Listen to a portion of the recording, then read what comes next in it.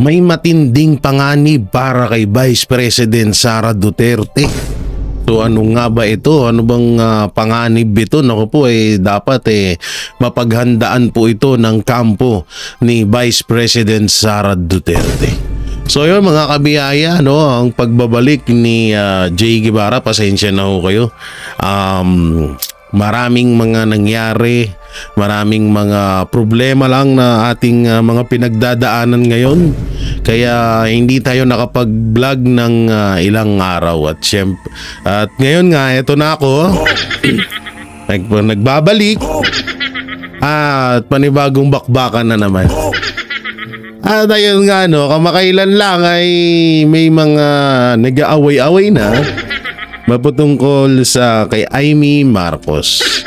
Bago nating simulan yung mga sinasabi kong panganib, mapunta muna tayo dito kay Amy Marcos na hindi nga daw pinapasok sa sa facility ng ICC doon sa Netherlands. Kasi parang gusto daw pumasok ni Amy Marcos para makausap etong si dating Pangulong Rodrigo Roa Duterte.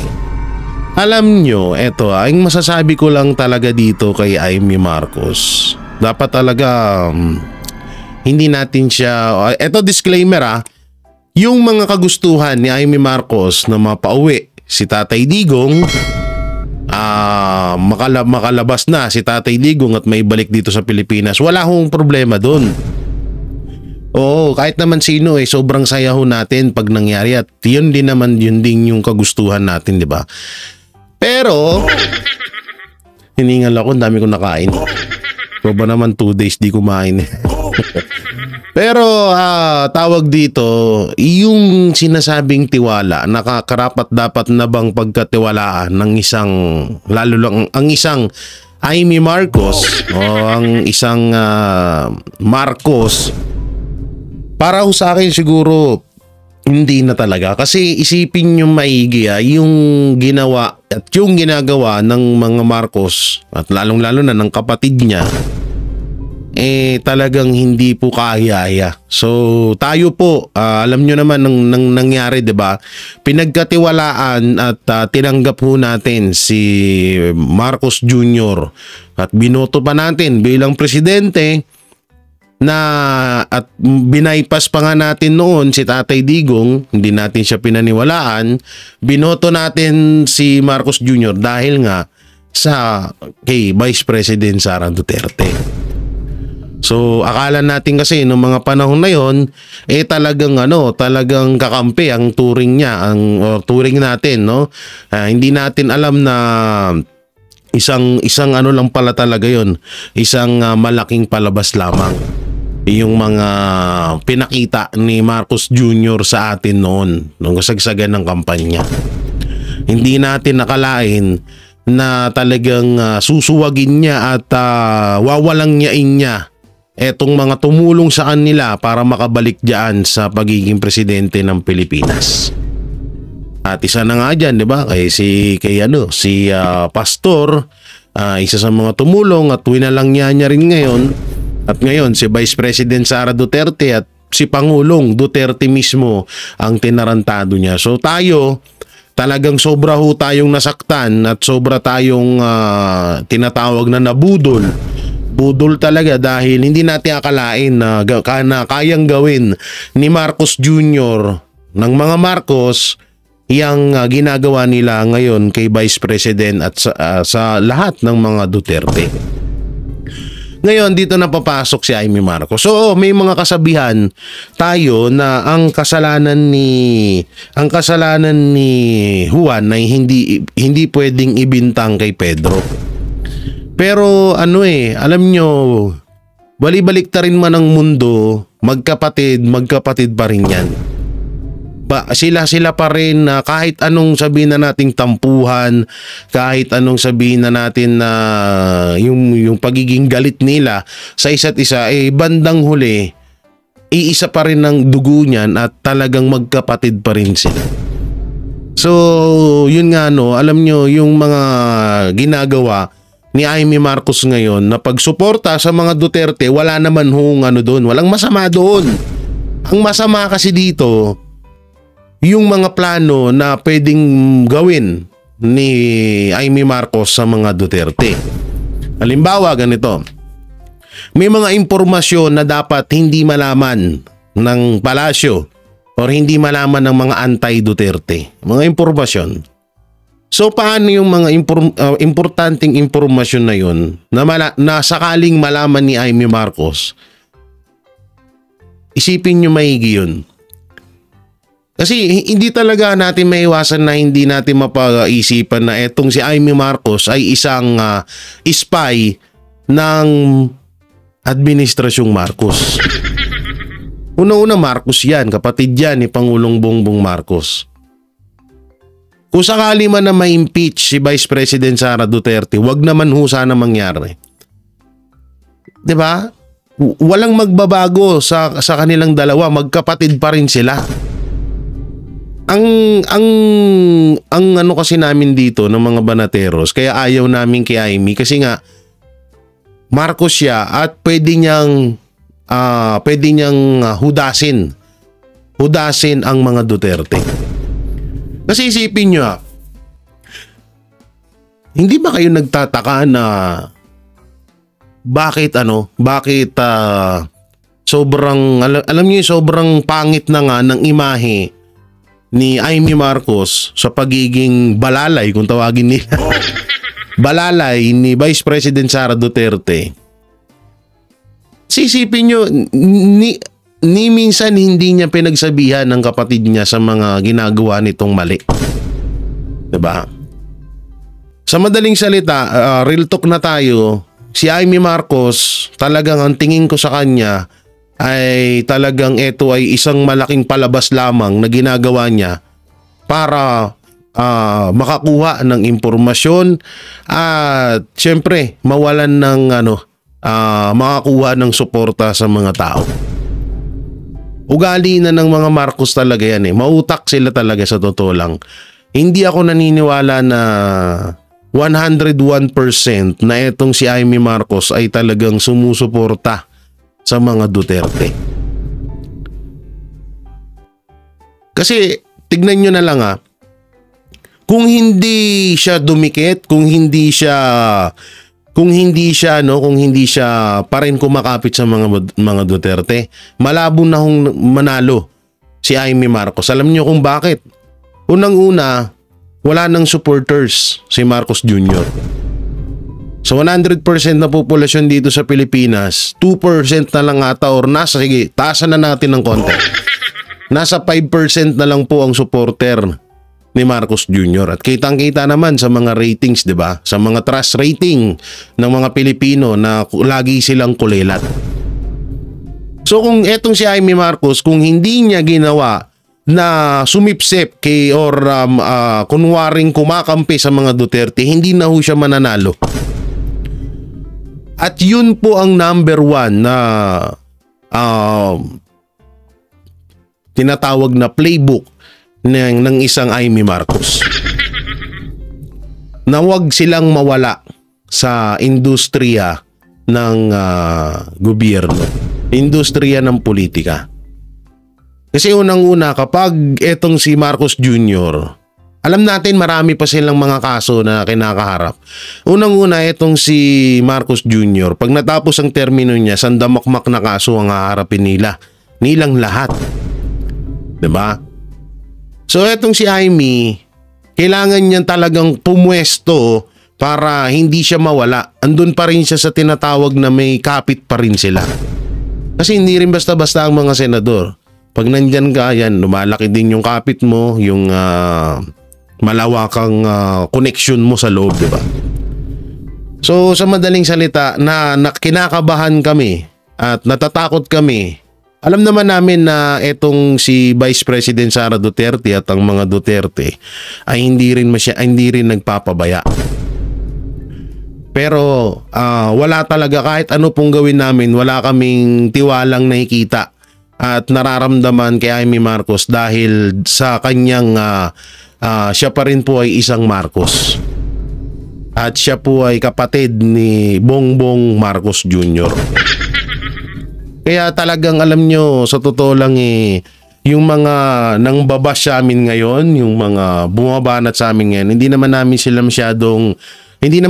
masyadong inaatake talaga. Pero alam nyo, may mga ang strategy kasi ni Amy Marcos is namamangka sa dalawang ilog. So ganun din yung mga vlogger niya. May mga vlogger talagang silmulat sa pool Amy Marcos na talaga. So kapag na kami ay nagpo-post ng mga vlogger, post na na mapatungkol kay Amy, nasasaktan sila. At doon nga doon namin napatunayan talaga na hanggang ngayon Amy Marcos pa rin sila. Pero ang pinupunto kasi namin dito, kung talagang mahal nyo ang mga Duterte, bakit kailangan yung pagkatiwalaan ng mga Marcos? Unang-una,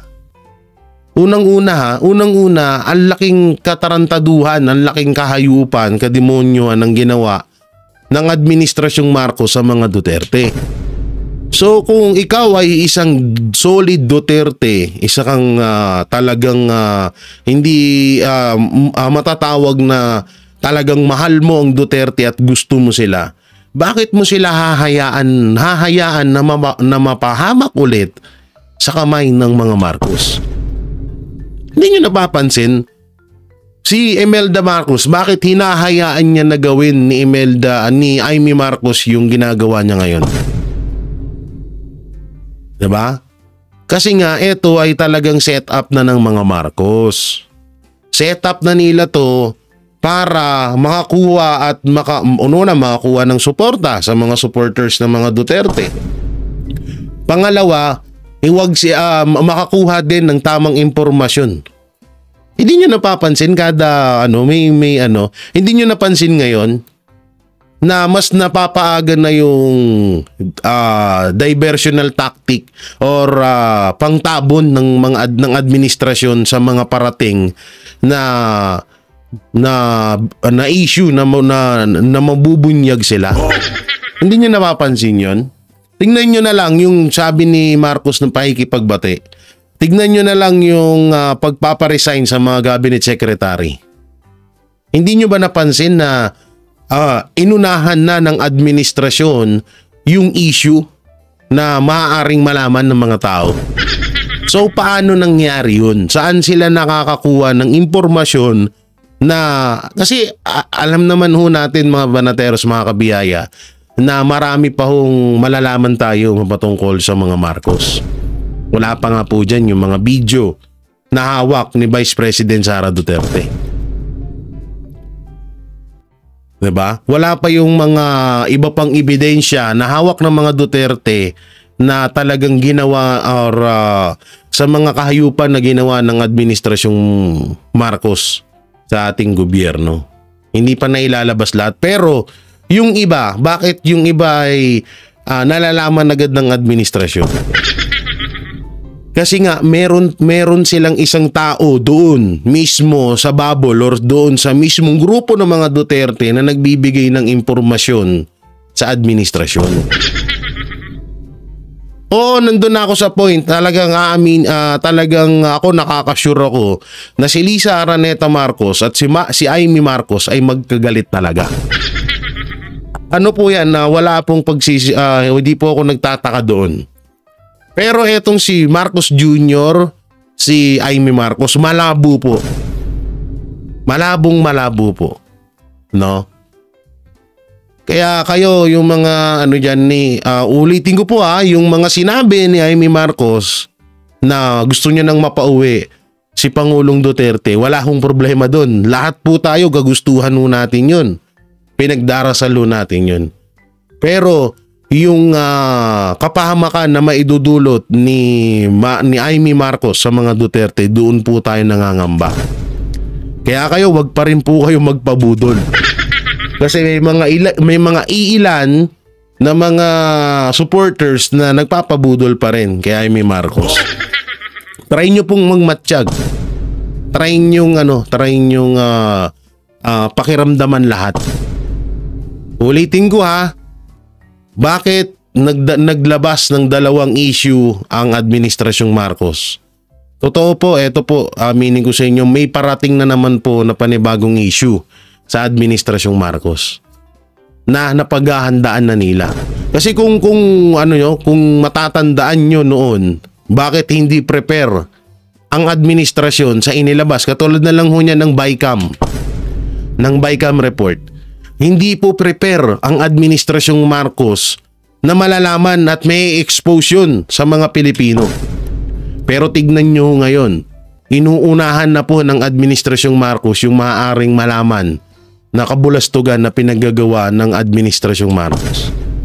Ganun na lang, yun na lang ang pinakaisipin nyo. Kaya ako, nagsasabi ko sa inyo, huwag na hulit po tayo magpabudol dyan sa mga Marcos na yan dahil kung talagang mahal nyo ang mga Duterte, protektahan po natin sila doon sa mga taong maaaring ipahamak sila. Yun lamang. Bye-bye. Hindi, joke lang. may re-reactionan ba tayo dito? Dito may re-reactionan pa tayong video mapatungkol sa impeachment kay Vice President. Kay Vice President. Siguro mamaya na to. Dito tayo. Yan. Sige. Asan na ba yung kaya eto to. Yan, panoorin natin muna to. Siyempre, nasimulan na rin naman natin. Amy Marcos, usual. Amy Marcos again. Ang hirap mag-vlog ng may labnat pa ako ngayon. May trangkaso pa. Tapos ang hirap mag-vlog ng ganito, pero kayanin natin. Grabe, tigyawat ko sa leg talaga sila nagpuntahan. Okay, play. First question po, kamusta po yung bisita kay Tatay Digong and how is Tatay Digong now? Yes, unang-una. Yes, okay lang yung visit. Na-late kami kanina, so 13 minutes late kami. So isang oras na lang yung nagawa namin sa pagbisita namin. And pagdating namin, nag-aantay na siya. And masaya siya nung nakita niya kami kasi alam niya na nandun kami to celebrate pre-birthday with him and with my mother. Tapos, as usual, binilhan ko din siya ng Coke Zero, pero hindi niya ininom. Sabi niya, dalhin lang daw niya sa kwarto yung Coke Zero. Pero isa lang ang pinabili niya. Meron daw ba kayong mga news from the Philippines na na-share sa kanya at ano yung mga reaction niya sa mga news na dala-dala niya? Yes, nag-share ako ulit. Na-share ko na noon sa telephone call, pero shinare ko din ulit sa kanya na nanalo yung dalawang PDP laban na senator candidates, tapos yung isang guest candidate, si Marcoleta, plus dalawang Nakamute pala, sorry. Kamukha talaga ni Vice President Sara Duterte yung mama niya, no? Oo, talagang Xerox copy. Ang ganda. Guest candidate from Alianza, si Senator Camille Villar at Senator Amy Marcos. And binanggit ko din sa kanya na nandito si Senator Amy Marcos pero hindi siya pinayagan ng ICC na makabisita at makausap si dating Pangulong Rodrigo Duterte. At nabanggit ko din ulit sa kanya na nag-submit si Senator Amy Marcos ng kanyang findings sa committee hearings niya from the Senate to the Ombudsman. Ano po yung reaction ni Presidente? Unang-una, nagpasalamat siya at pangalawa, sabi niya gusto nga daw niya sana makausap si Senator Amy kaso hindi nga daw payagan. Pero sabi niya there will be another time for that. GMA? So yun, no, hindi daw pinayagan si Amy Marcos na makapasok. At gusto nga daw makausap ni Pangulong Duterte, siguro kakamustahin ni Tatay Digong. Amy, kamusta naman yung kapatid mong bangag?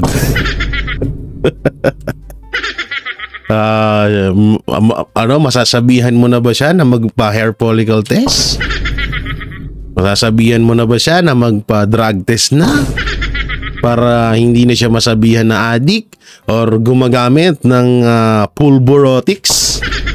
Siguro yun yung mga sasabihin ni Tatay Digong. Tapos kamustahin na, kamusta ang pambubudol mo na naman sa mga Pilipino? Kamusta ka na dyan? Oo, at kamusta ang pagpapanggap mo na talagang kamping-kampi ka sa amin? Wala lang, na-imagine ko lang yan. No, kakatuwa lang. Kuya S. Survey, ang nagsabi Oh, I totally agree. Kasama ako dyan sa 88% na yan na nagsasabi at ako ay parang thankful sa opportunity na malinis yung pangalan ko at masagot yung mga akusasyon sa akin. thank you po sa sagot. Ang last question ko, napagdesisyonan po ng Senado na ilipat sa June 11 ang simula ng impeachment hearing. Gusto lang po namin marinig, paano ninyo po tinanggap ang balitang ito at ano po ang epekto nito sa inyo, kung meron man? Wala naman siyang epekto sa akin, no? Nag-iisip lang ako kung ano yung epekto ng delay doon sa kaso, pero iiwan na natin yan sa mga lawyers namin, sa defense impeachment lawyers, para pag-isipan kung anong posibleng epekto nun sa kaso kung meron man. SMNI, Anton? Hi ma'am, kamusta po kayo? Napakabait ninyo ngayon. Nakikinig sila, nakikinig. Bait sila kayo. Bait kayo ngayon. Ay, kailangan magbait-baitan. Kailangan magkunwari. Naku po, kailangan magkunwari. Nandiyan ba si Amy Marcos sa likod? Narinig na kayo ayon? Ay, Amy, hindi ko ba nasaktan na sinabi ni Vice President? Bait-baitan, magkunwari. Okay, alam ko yung microphone ma'am. Ma'am, tanong po ng SMNI, yung reaction nyo do, ma'am, any reaction po sa gusto ni BBM na makipag-reconcile sa mga Duterte? Sabi niya ayaw niya raw ng gulo. Unang-una, hindi na muna siguro ako magsalita about reconciliation dahil Sayang. hindi naman mahalaga siguro ang mga personal na problema ng mga tao, no? Ang mas mahalaga is Yun. yung taong bayan at yung bayan natin. Yes. Tama. Palakpakan, ganda nung sinabi ni Vice President Sara Duterte na yan. Hindi kasi yung ganun kasi, di tama naman si Vice President Sara Duterte, personal nilang buhay yun. Personal nilang buhay yun. Dapat hindi talaga. Ewan ko ba kay Marcos Jr. bakit inilabas yun eh. Bakit sinamay sa podcast nila? Yung mga pagkikipagbate or ano, una-una, hindi mo dapat sinasabi yun. Dapat ginagawa mo nung una. At saka, lintik ba naman? Sino ba namang di magagalit sa'yo? BBM. Yung tatay mo, BBM, si Pangulong Duterte ang nakapagpalibing sa kanya. Tapos yung tatay ni Vice President Sara Duterte pinadala mo sa Netherlands. 'Di ba? Tapos ano? Sasabihin mo makikipagbati na? Hindi nga nila nakakasama yung magulang niya.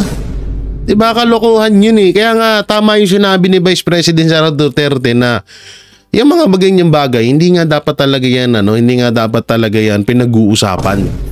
Lalo to na una, kayo ay mga tinatawag na public servant.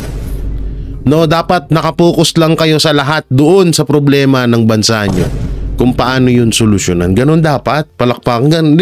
Nagustuhan ko yun yung sinabi ni Vice President. Ang galing. Ang ano talaga, ang talino talaga nito ni Vice. Yes ma'am, thank you po. Ma'am, kasama niyo po si Senator Amy Marcos. Nagkita Ito na. po sila ni Attorney Kaufman. Ano po yung naging role ni Senator Amy sa case po ni PRRD? Ay, wala po. Wala pong role si Senator Amy sa case ni former President Rodrigo Duterte. Nandito lang siya para... Ano kayang feeling ni Amy Marcos pag napapanood niya to, no? Hindi, alam niyo yung tipong siya parang pinamumukha niya sa mga Pilipino na isa din siya sa sa mga tumutulong para sa proseso ng maagang pag-uwi ni Pangulong Duterte. Tapos biglang sasabihin ni Vice President Sara Duterte na ay wala siyang role dito.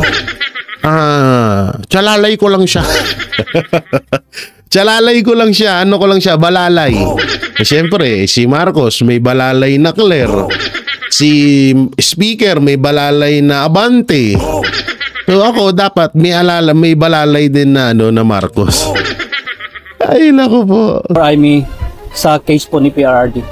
Ay, wala po. Wala pong role si Senator Amy sa case ni former President Rodrigo Duterte. Nandito lang siya para kausapin na si Attorney Kaufman. Kung ano man yun na pag-usapan nila, wala ako doon. So, mas... Oh, yan ang liwanag. Kung ano daw yung napag-usapan ni Amy Marcos at ni Kaufman, walang alam si Vice President Sara Duterte. Ngayon, isipin nyo maigi yung sinabi ko kanina na hindi kaya nagbibigay ng impormasyon etong si Amy Marcos sa kapatid niya. Yun yung inaalala namin dito. Katulad niyan, walang alam si Vice President Sara Duterte kung ano ang napag-usapan nung dalawa. Unang-una, hindi rin siya masyadong kilala ni Attorney Kaufman, kung hindi ako nagkakamali sa bigkas ng kanyang apelido, no? Kaya iyan yung sinasabi namin paulit-ulit na huwag tayong masyadong magtiwala. Oo, nandiyan siya, sumusuporta siya sa mga Duterte. Sige, okay yun, walang problema. Pero yung talagang yung katulad niyan, yung impormasyon, tapos sinolo niya pa. Parang nakakapagtaka lang na bakit mo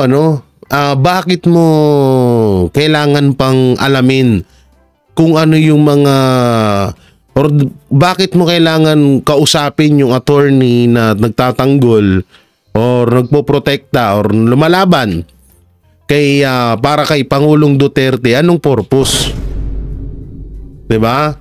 So diyan mo talaga mapagtatanto na etong si Amy Marcos kumukuha ng idea or kumukuha ng impormasyon, hindi lang natin alam kung ibinibigay niya sa kanyang kapatid. Abang-abang na lang tayo sa mga susunod na kabanata. Abang-abang tayo ha. Baka bukas sa makalawa, preparado na naman ang administrasyon mapatungkol sa kaso or mapatungkol dito sa isyung ito sa sa pagpapa-aresto or pagkidnap kay Pangulong Duterte. Magtaka tayo. Alalahanin nyo ha. Ulitin ko. Nag-usap si Kaufman tsaka si Amy. Dalawa lang sila. Hindi alam ni Vice President Sara Duterte kung ano ang napag-usapan. Kaya kung bukas sa makalawa, preparado na ang administrasyon para kay Pangulong Duterte kung ano yung mga dapat nilang gawin, alam na this. Okay ha? Okay. Alam na this. So, baka ano pa ang ano nyo ha? Baka sabihin nyo, Jay, wag mong gawa-gawa ng kwento. May mga ganyan na naman ako mababasa eh. Jay, wag mong gawa-gawa ng kwento. Oo, si Amy Marcos tumutulong. May mga mababasa na naman ako dyan sa comment section. Samantalang dito, no? Sen Amy Marcos, eto na naman.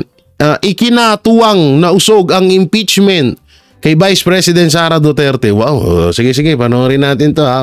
Sige, good news to, good news. Kalendaryo o nausog na kalendaryo ng impeachment.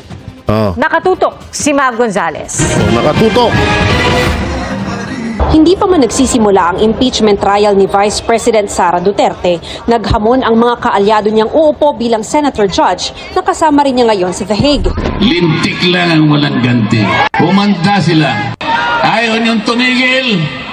Purbahan natin. They will not be able to remove the Vice President. Itaga mo sa bato yan. Itaga nyo sa bato yan. Walang mangyayari. The Vice President will stay as Vice President. Sabi ni Presidential Sister Senator Amy Marcos, masaya siyang nausog ang kalendaryo ng impeachment dahil marami pang panukalang batas na dapat ipasa bago matapos ang 19th Congress. Mula June 2 sa June 11 na ang presentation ng impeachment charges, pag-convene ng impeachment court at panunumpa ng senator judges. Para sa akin yun ang importante, makatulong sa tao at tigilan na ang pangunguna ng pampulitikang impeachment na yan. Pero sa kabilang banda, dapat nga sinasabi mo nga ni sa kapatid mo nga ni. Yang mga sinasabi mo dyan nga ni. Una mo dapat pinagsabihan yung kapatid mo nga ni. Kasi nga ni siya ang presidente. Inuurong yung impeachment. O, tanggapin ninyo, talo na ang impeachment. Yun lang yun. Kahit ngayon, kahit sa Hulyo pa, talo na. Dismayado naman si outgoing Talo na daw, ano? Sabihin mo yan sa kapatid mo, ha? Pag uwi mo, Senator Aimee. Oo, sabihin mo yan sa kapatid mo, Ngagbers, my brother. Tigilan mo na yung impeachment na yan. Lalo kang nabubulok. Senate Minority Leader Coco Pimentel na binago ni Senate President Jesus Escudero ang impeachment calendar. February 2025, nagpalabas na ng impeachment calendar si SP. Di ba dinibate natin dati yun na forthwith? Dapat nga hindi mo na hinihintay ang June 2. Pero siya na ang nasunod kasi lumipas na yung panahon. Dagdag ng constitutional law expert na si Attorney Domingo Cayosa, tila dinidribble ng Senado ang impeachment ni VP Sara. Even if you look at the rules of the Senate itself, malinaw naman na pag may impeachment, it takes precedence over the ordinary legislative work. After pinangakuan niya ang taong bayan nung nagpo-complain na bakit dinidribble niya ito, pinapatagal niyo, dapat ito sa lalong madaling panahon ayon sa konstitusyon. Atat na naman kayo sa impeachment. Mahalaga raw na marinig ang magkabilang kampo, lalo't mabibigat ang paratang laban sa bise. Sana raw, hindi na umabot pa sa puntong makialam ang Korte Suprema. Nung na, paano mabigat yun? 100 confidential fund? 125 million. Confidential fund nga ni Marcos, billion eh. O sige, sabihin na natin yung banta kay Lisa, kay Martin, tsaka kay kay sino ba to? Kay Marcos. Personal yun eh. Kung sakali mang merong banta, kahit wala naman, di magain sila ng kaso laban kay Vice President Sara Duterte. Ba't kailangan ni-impeach? Kalukuhan. They will say merong impeachment, and kung madi-delay na naman yung proseso, it's not fair to the accused, it's not fair to the prosecutors, it is not fair to the Filipino people. Bukod sa issue ng schedule, sabi ni dating Senate President Tito Soto, kailangan ding linawin ng Senado kung paano ang gagawin sa mga re-electionist. Manunumpa na kasi sila bilang Senator Judge sa June 11, pero magtatapos ang termino nila sa June 30. Si Pia Cayetano, member siya ngayon. Okay, kasi re-elect siya. Oo. Okay. Sasabihin niya, continuing ba siya? Hindi. June 30 natapos yung term niya. June 30 ng alas 12 ng tanghali. Ang daming bagong questions. Senator Ulises eh. Oo, ang daming questions nga. Yun ang nun eh. Yun ang sitwasyon Kaya nun. justiciable hindi talaga. pwedeng sabihin na, hindi, yan eh. Incumbent yan eh. Hanggang June 30, incumbent. Okay. July 1, bagong Senator ulit siya, bagong term ulit siya. Pero convening July 28 pa. Ang continuing yung 12 2028 Hindi naman pwedeng matatapos. Hinihingan pa namin ng tugon si Senate President Escudero, pero bukas pa raw siya magbibigay ng pahayag. Para sa GMA Integrated, nagkakaroon tayo tuloy ng ng medyo pangamba. Kung lang kasi talaga kung nakapasok lang yung Duterte, kahit sabihin na natin na 5 or 6 or sabihin na natin lahat yung Duterte senatorial candidate, alam nyo talagang wala na tayong pangangamba eh. Pero ngayon naman nakita rin naman din natin na kahit papano medyo panatag na rin tayo na hindi may impeach si Vice President Sara Duterte, kasi kahit papano may mga nakikita tayo na maaaring kumampi or kakampi ng mga Duterte, no? So ayun yung pinaka maganda doon. Ano pa ba yung ibang pag-uusapan natin? Pag-uusapan na natin yan Ito, abot dito sa press con. Oo, dito sa sinabi ni Vice. So pakinggan natin yung mga importanteng mahalalaga na mga rito, mga sinabi ni Vice President Sara Duterte. Pasok. For supporting the Duterte Senator candidate. Okay, NOS. Okay, so let's go to the local media. GMA News, please ask your questions. GMA News. Tanong lang po, may nalilang po ba kayong team defense lawyers para sa impeachment trial? Impeachment. Ilan ang team na nagdadaan sa inyo sa Korte Suprema. Okay. So, sa Korte Suprema, sa Supreme Court, meron akong disbarment cases. And yung mga disbarment cases ko doon, unang lawyer ko doon ay aking father-in-law, si Attorney Lucas Carpio. And then, ang sumunod na lawyers ko doon ay si Attorney Michael Pua.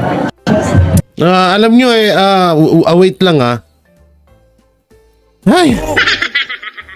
Medyo putol-putol kasi yung boses. Hindi dapat kapag may mga ganitong press con, si Vice President Sara Duterte, sana hinihinaan or pinapatay muna yung sound sa mga gilid-gilid. Kasi ito yung no? So sana may ganung setup. Tingnan nyo, hindi masyadong naiintindihan yung mga sinasabi ni Vice President Sara Duterte kasi sobrang ingay.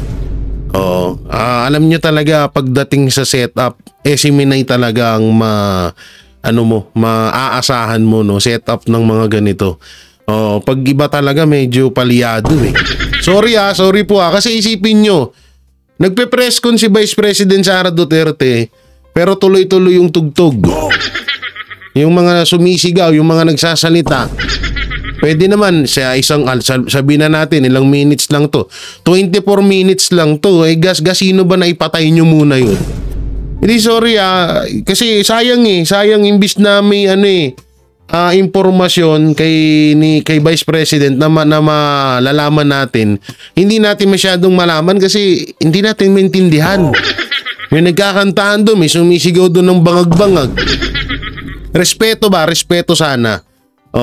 So eto panayam kay eto pala yung update kay Pangulong Duterte. Diyan sa Netherlands. Panoorin din po natin to. Digong now. Yes, una-una. Yan katulad lang nun, no? Ganun dapat, di mo, tingnan nyo sinaway sila kasi ang ingay nila. Diba? Maging sana tayo maging tawag doon. Hindi na tayo dapat kailangan pagsabihan. Vice President yan, no? Dapat ganito, tahimik. Diba? Yung mga tao tahimik. Hindi yung nagpe-press con, may nagtutugtog, may nagsasalita. Digong now. Yes, una-una. Yes, okay lang yung visit.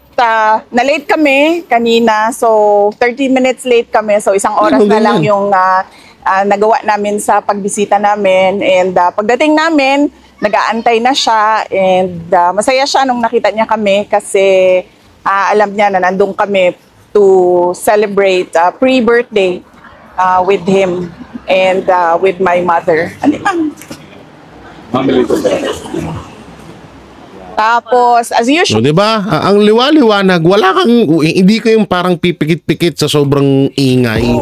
Hindi mo maintindihan. Ganito dapat tahimik. Ay, naku po. Binilhan ko din siya ng Coke Zero, pero hindi niya ininom. Sabi niya, dalhin lang daw niya sa kwarto yung Coke Zero. Pero isa lang ang pinabili niya. Meron daw ba kayong mga news from the Philippines na na-share sa kanya at ano yung mga reaction niya sa mga news na dala-dala niyo? Yes, nag-share ako ulit. Na-share ko na noon sa telephone call, pero shinare ko din ulit sa kanya na nanalo yung dalawang PDP laban na senator candidates, tapos yung isang guest candidate si Marcoleta plus dalawang guest candidate from Alianza, si Senator Camille Villar and Senator Amy Marcos. And so ibig sabihin talagang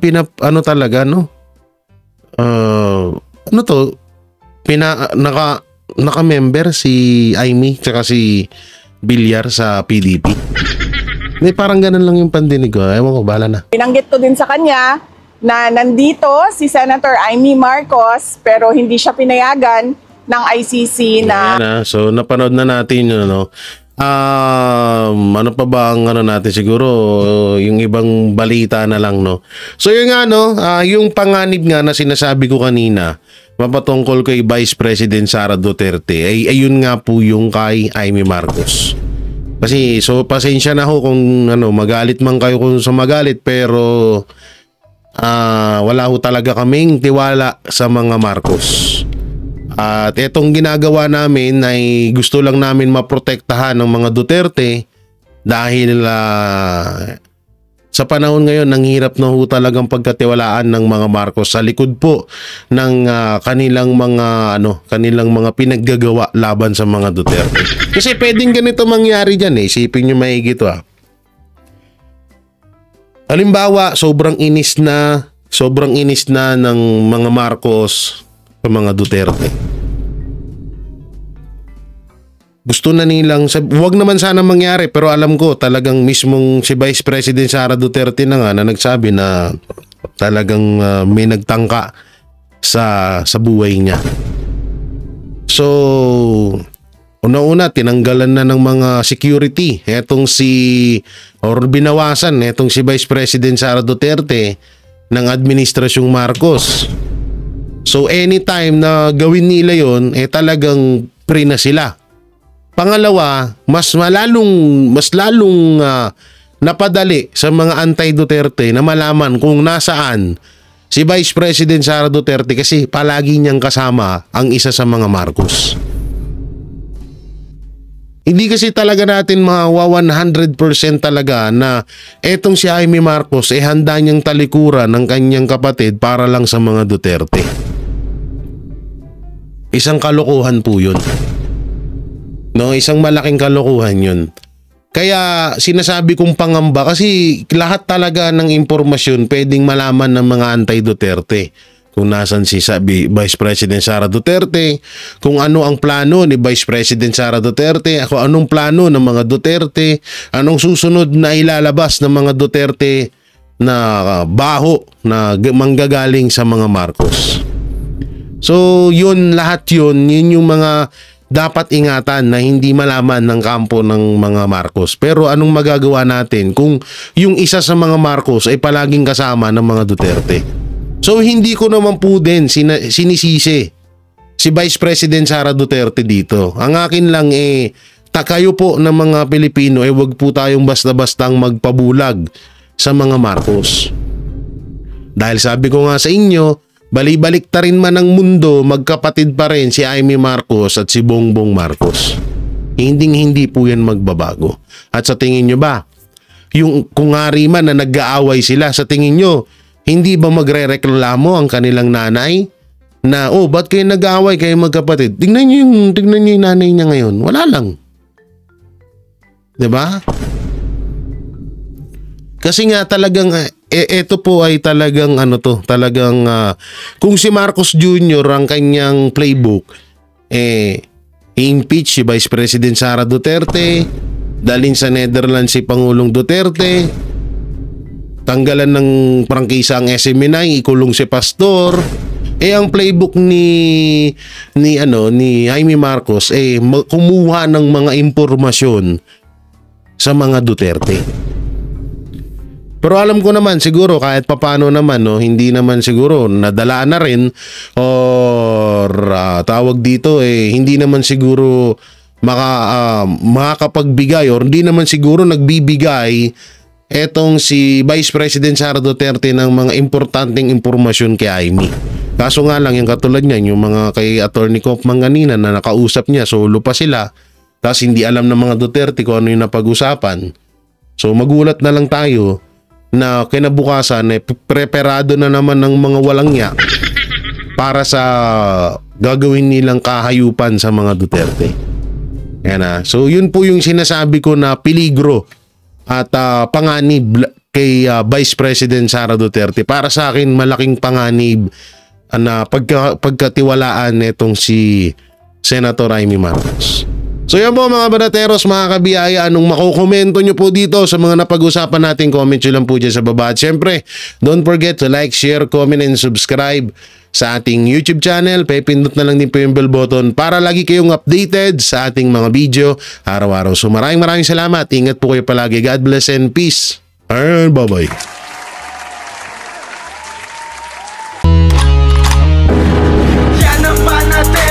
Walang inuurungan, pag tama palakpakan, pag mali ay